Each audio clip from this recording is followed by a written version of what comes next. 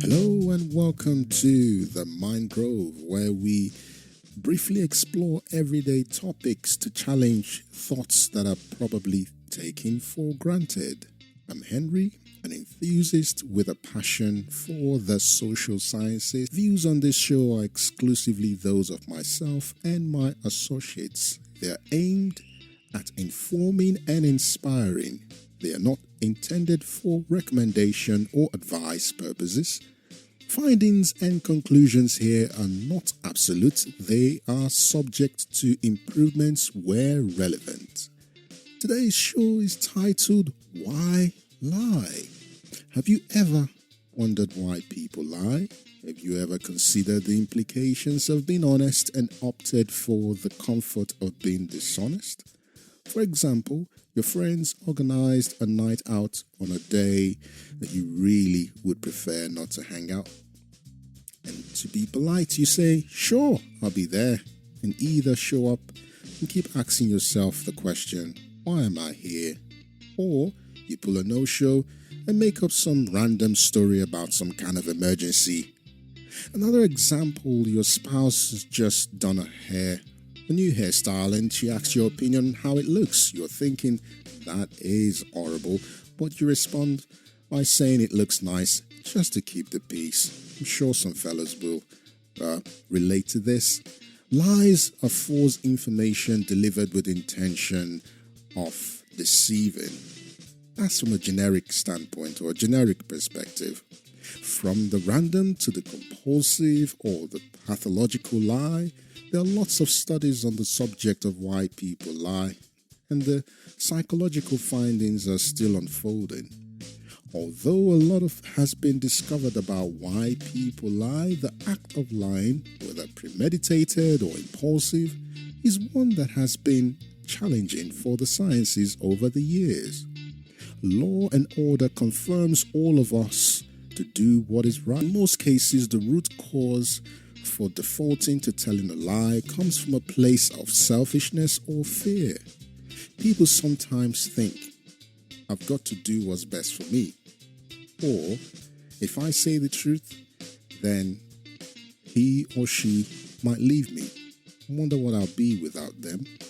Or, I may lose this opportunity, This is a once-in-a-lifetime opportunity, and if I tell the truth, it might mess things up. These kinds of thoughts tend to ignore the impact of the lie on anyone else that is involved, or the huge ramification of sticking with that falsehood.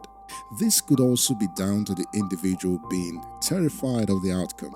Truth can be based on a person's view of reality along with the status quo. For example, a person or a set of people may consider a day as sacred where no food or drink is allowed, whilst another considers such a day as a day to get proper drunk.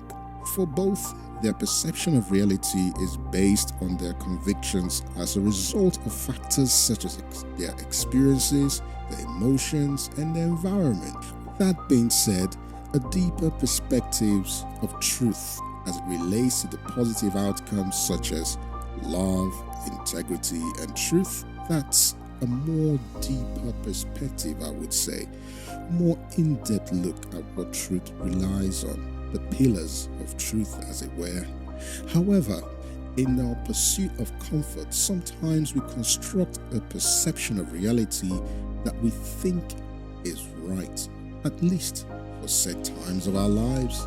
This can also be found in our instinctive responses towards little everyday things like clickbait on social media. You read it and you're compelled to click. Wow, this must be quite interesting. That is a catchy subject, only to find that the content does not deliver what the title talked about, or you get drawn into engaging and sometimes accepting whatever the author is peddling. The same goes for certain, now not all advertisers, artists, politicians, news media agencies, preachers, business leaders, activists of social opinions, the list goes on. For those that claim that their products or services are 99.9% efficient, when its performance actually depends on how many or too many factors in so many occasions. They don't mention this all the time. They just go on about how great or amazing the idea or the product or the service is and ignore those aspects that are really the fundamental key issues behind its efficacy. Now, to the artist or the performer who paints that picture with words about the wonders of living the illegal means life, when in reality themselves are committed to a life where they pay taxes like everyone else and they abide to all laws, they're law-abiding people and they're decent people, but come out with all that story and illusion and fantasies. Not to take away the fact that being an artist just means that you have to dig in every now and then and pull off artistic, creative designs that may sometimes be fictitious in background. With regards to some, now not all news media, when questioned about fake news, the actor Denzel Washington said, quote, "If you don't read the newspaper, you're uninformed. If you do read it, you're misinformed. What is the long-term effect of too much information? One of the effects is the need to be first, not even to be true anymore. So what a responsibility you all have to tell the truth, not just to be first, but to tell the truth. We live in a society where it's just first. Who cares? Get it out there. We don't care who it hurts. We don't care who we destroy. We don't care if it's true. Just say it. Sell it." End quote. I reckon those words speak volumes of social media outlets and their responsibility of delivering an adequate account of reality. As for preachers, politicians, business leaders, and activists of public opinions, they hold a special place in my heart because I can completely relate with the burden of leadership. It starts with an authentic vision and a firm belief in making it happen for, with the said people. However, nurturing a team towards a set goal or the drive to achieve more comes with a lot of pressure, responsibility, and decision making. It can easily overwhelm and become a drive for self-gratification if this was not the leader's original intention. This could see these leaders peddling false ideologies and empty promises. Understanding that a lot of people are driven by the most appealing, impressive, persistent, or loudest information, they exaggerate to reach a wider audience of customers, clients, and followers. Indeed, it falls on the individual sense of decision to flirt with fantasy or judge from their personal version of authenticity. Majority of people would rather embrace their fancy reality than the actual state of thing. This reminds me of a line in a song called Beautiful Lies by Ryan Leslie. Quote, "We all want to believe in a beautiful lie." In some sense, lies can be seen as a facilitator of social interaction, whether that is a little white lie to keep someone happy or a deception that has a devastating consequence or consequences, sometimes in terms of relationship, careers, or even a loss of life. People lie to keep safe. Some lie for the comfort of it.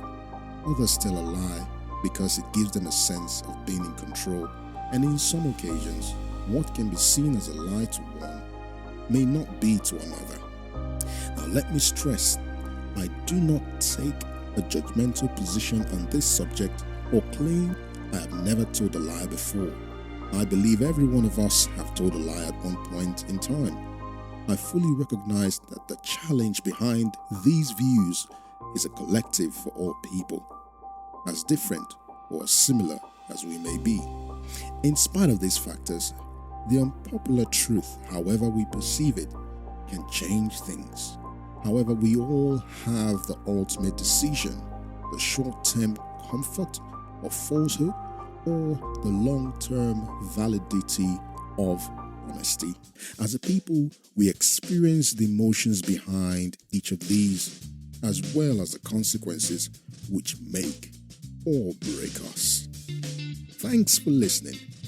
Summary of today's show is available on our website. That's www.themindgrove.co.uk. On our website, you can also sponsor the Mind Grove podcast and its affiliate charity, the Cinderella Initiative, whose aim is to relieve the needs of teenage girls living in Northamptonshire who are terminally ill, have special needs, or are underprivileged. For any comments and suggestions, email us at themindgrove@gmail.com. Until next episode, keep exploring those everyday thoughts. Cheers.